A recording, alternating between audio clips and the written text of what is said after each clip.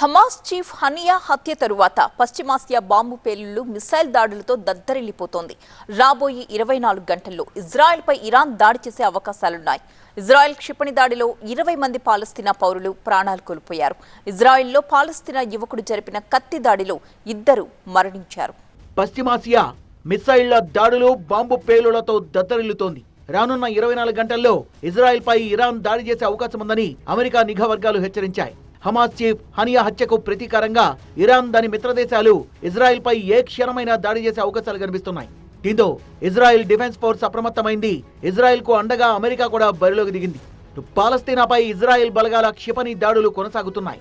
దిరెల్ బలా ప్రాంతంలోని అలక్సా ఆసుపత్రిపై క్షిపణి దాడిలో 3 చనిపోయారు, 18 మందికి తీవ్ర గాయాలయ్యాయి. ఇజ్రాయెల్ బలగాలు అమాయకుల్ని టార్గెట్ చేస్తున్నాయని పాలస్తీనా ఆరోపించింది. ముందు గాజా సిటీలో స్కూల్ పై జరిగిన మిసైల్ దాడిలో 17 మంది ప్రాణాలు కోల్పోయారు. శరణార్థులు తలదాచుకుంటున్న స్కూల్ పై దాడి జరిగింది. వైపు ఇజ్రాయెల్ పై హమాస్ ప్రతీకార దాడులకు దిగుతోంది. హోలాన్ పట్టణంలో కత్తులతో పౌరులపై దాడి జరిగింది. పాలస్తీనా యువకుడు జరిపిన దాడిలో మహిళతో సహా 2 చనిపోయారు. కత్తిపోట్లలో చాలా మంది గాయపడ్డారు. హమాస్ చీఫ్ హనియా హత్యకు తప్పకుండా ప్రతీకారం తీర్చుకుంటామని ఇరాన్ పార్లమెంట్ ప్రకటించింది. కనీ విని ఎరుగని రీతిలో ఈ దాడి ఉంటుందని స్పీకర్ మహమ్మద్ బగేర్ ప్రకటించారు. ఇజ్రాయెల్ కు అండగా వస్తున్న అమెరికాకు కూడా గుణపాఠం తప్పదని ఇరాన్ హెచ్చరించింది. ఇజ్రాయెల్ కు మద్దతుగా అమెరికా యుద్ధ నౌకలు, ఫైటర్ జెట్లు పంపిస్తోంది. అమెరికా సిబ్బందితో పాటు ఇజ్రాయెల్ రక్షణ కోసం అదనపు యుద్ధ నౌకలు, ఫైటర్ జెట్లు పంపించింది అగ్రరాజ్యం.